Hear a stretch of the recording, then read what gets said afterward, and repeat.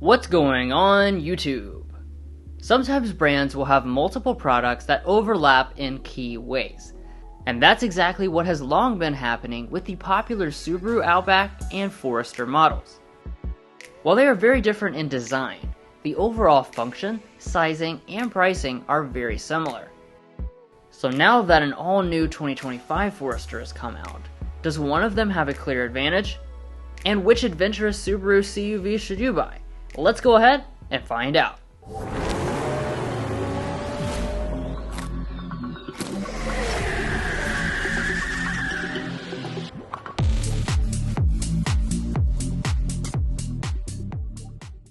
So first off, let's talk pricing for these two family SUVs. Starting with the most famous Subaru, we have the Outback Limited trim, and a total price of just under $40,000. Moving to the all-new Subi, you'll find a very similar price point in the loaded touring trim level, since it is considered the less premium product.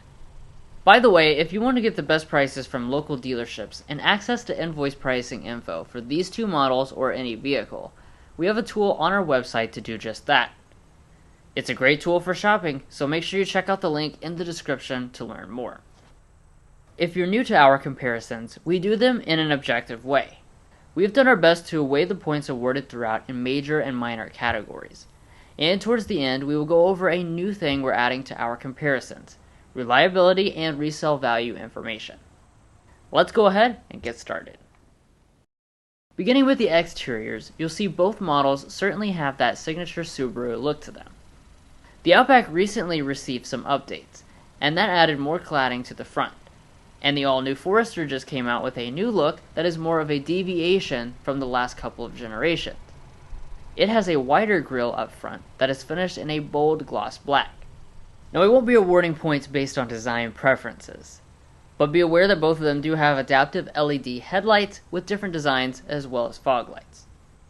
They both also have 8.7 inches of ground clearance. Continuing to the sides, the Forester gains about an inch of length for the all-new generation, which narrows the gap between them somewhat. We'll talk about how that translates to interior space and cargo capacity later on. For wheels, you'll find large contrast 19-inch alloys on the Forester, compared to the Outback, which maxes out at 18 inches in its lineup. Next up, we have the rears. Looking at the features, they are essentially the same, even though the Forester definitely has the boxier design. Spoilers punctuate the top, and if you want a premium exposed exhaust outlet, only Forester has that. For those who need to do some towing, the Outback will be the better pick, with a 2,700 pound rating versus 1,500 pounds. Now, moving on to some of the individual features, you'll find nice mirrors on both. They have blind spot monitoring, heating, and LED turn signals.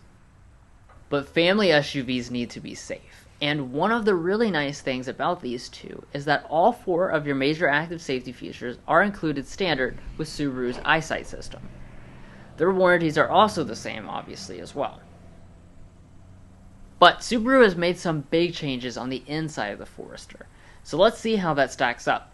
But first, if you're new here, we're brothers, and we've been reviewing cars since we were 12 and 16. We may be young, but we love cars. And we'd love for you to subscribe to be a part of our Car Confections family. Let's learn a lot, have some fun with all the latest cars. Approaching both SUVs, they have smart entry systems with the same nice key fobs. Remote start is also available via the app. Both have sensors to unlock the doors. And after opening, you're going to see spacious and surprisingly nice cabins. While these two do have some similarities, the seats are quite different. They both have real leather, however, the Forester goes for a sportier edge with Alcantara suede accents. What you prefer is up to you, but know that you'll get a full leather seat on the Outback. As far as seat adjustability, the Outback has a 12-way power adjusting seat with 4-way lumbar support, compared to the Forester's 10-way seat with 2-way lumbar support. Additionally, only the Outback has a manual thigh extension. The Forester fights back though, as it now includes seat ventilation for this touring model for 2025. The Outback Limited only has heating, and both of them have 2-person memory.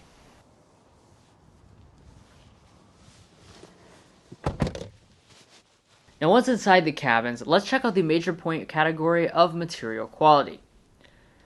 While both are finished nicely, the more premium Outback takes the lead. It features loads of leatherette across the door trim, dash, and where your knees rest, giving it a surprisingly premium feel. The Forester utilizes a more scratchy and durable material instead, so the Outback will take the materials point.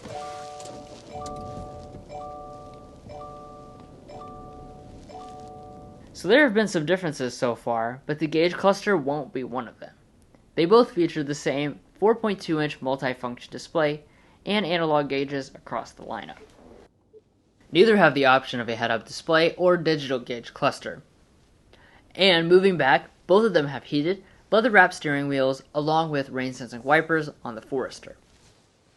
Now it's time to evaluate another major interior section, storage. This is a big deal for many families, and in this regard, we'll call it a tie. The Forester has the deeper center console and a flatter, more usable front storage pad. However, it's only the Outback that includes a passenger storage shelf. Moving on, both have wireless phone chargers and keep traditional shifters. When in reverse, you'll see a big difference between these two. Only the Forester is offering a 360-degree camera system, which is a new feature for 2025. For climate, both have dual-zone automatic setups with physical buttons for the main temperature adjustment. And for audio, both have upgraded Harman Kardon audio systems. Let's take a listen.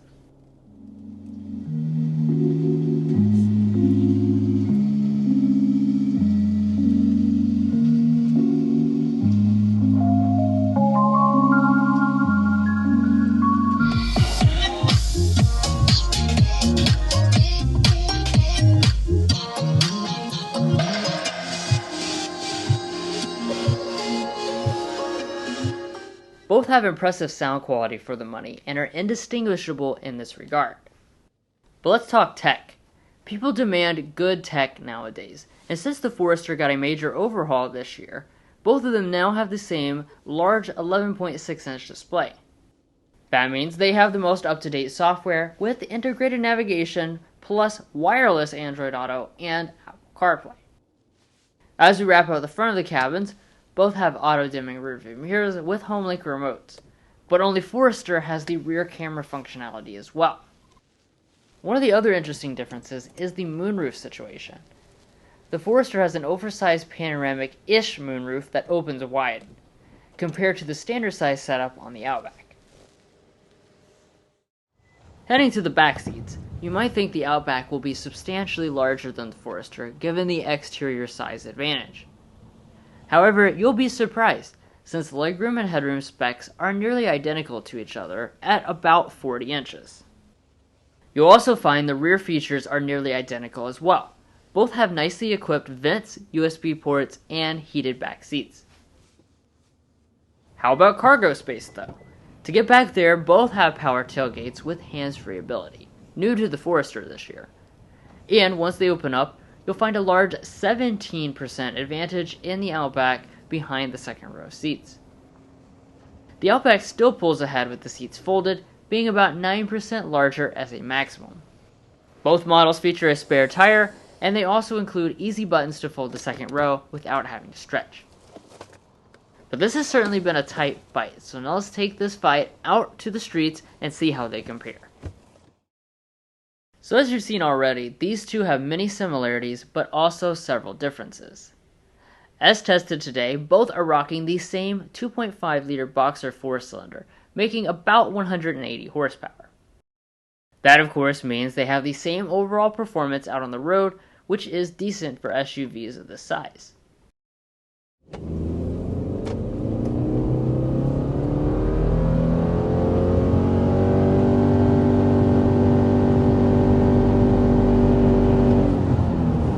Alright, so there is our acceleration up to 60 miles per hour with the 2025 Subaru Forester. Now we talked about some powertrain specs and things like that in part 1 of this Forester review, but we do want to just remind you guys what we have on board. So this is going to continue on with a 2.5 liter Boxer 4-cylinder engine.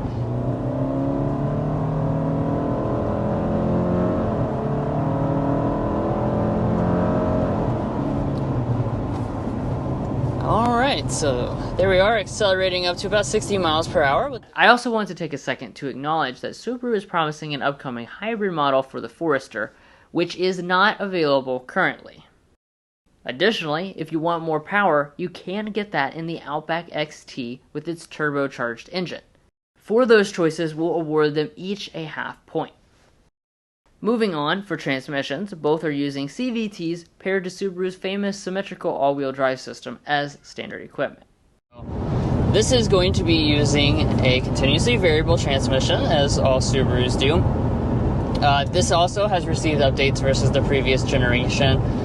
You're going to be looking at 8 simulated gear changes versus 7 simulated gear changes. Now let's talk about an important part of any SUV, the ride quality. In this area, both impress and have great ride quality and comfortable seats.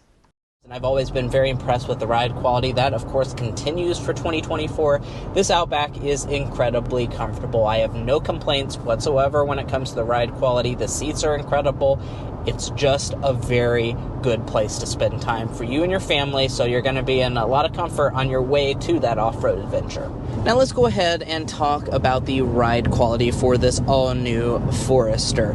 Now, in this department, I have been nothing but impressed for this all-new model. The Forester always rode really nicely, and this all-new one very much feels like a Forester in that respect.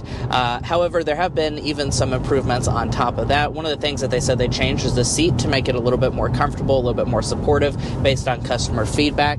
So far, I'm very impressed with the way the seat is performing. But that aside, how much noise penetrates the cabins? We get a sound level reading for every car we review here at Car Confections, and you can find that at carconfections.com/sound level readings. We tested both within a half decibel of each other, despite the Forester being tested in Montana. 57.6 decibels is our official Car Confections sound level reading. Looks like we've officially settled in at 57.1 decibels. Lastly, the fuel economy comes within spitting distance of one another. The Forester comes in at 1 mpg better, and like we already previously mentioned, it does have that upcoming hybrid model that should get even better fuel economy. Now, if you'd like to learn about resale and reliability information for Subaru, make sure to go to carconfections.com/reliability and carconfections.com/resale. Resale is obviously important because it determines how much money you get back, but we can't forget about the price difference at the original purchase. In this comparison, the limited Outback actually cost a little less than the Forester. According to our scale, for that $1,780 price difference, the Outback will get 1 point. Be aware at the time of this comparison, this is a 2024 Outback. However, for 2025, Subaru will likely raise the price of the Outback to make it more than the Forester once again. So that's it for another sibling battle. Let's go ahead and kind of recap here, though, for a second with some of the reasons why you might pick that as your personal winner. So the Forester should be your personal winner. If you're looking for the advanced technology, particularly the 360-degree camera, if you're looking for additional features for the same money, such as ventilated seats, and also if you like that more traditional SUV design as opposed to the more wagon-like design of the Outback. Now, on the flip side, the Outback should be your choice if you value the more premium cabin materials. The Outback does feel like a more premium experience overall. It also has better cargo capacity in both seat up and down configuration, and it does have an available XT powertrain if you want that turbocharged engine experience. That's something not available on the Forester, and you still can't get the hybrid Forester just yet. So we want to know your thoughts down below. Which one of these two siblings are you taking? Are you taking the all-new Forester or the Subaru Outback? Let us know down below. And if you're looking to buy either one of these SUVs, we would encourage you to go to carconfections.com/newcarquotes. Now, the reason you do that is because there is a tool on our website that will connect you with local car dealers in your area to get you the best price. It's also going to give you access to invoice pricing information, which is a great tool for dealership negotiation. If you'd like to take advantage of that, links provided in our video description, and we also have a pinned comment at the top of this video. And guys, that's where we're going to leave off on this comparison. If you are already a fan and subscriber, thank you so much for your continued support. And if you're not already a part of our family, we would ask you to hit that subscribe button down below. Now, the reason you do that is because we make a lot of car reviews that I'm sure you won't want to miss out on, and we also have a lot of fun on this channel, so you won't want to miss out on any of that. We'll catch you next time as we sample more of the latest automotive delicacies.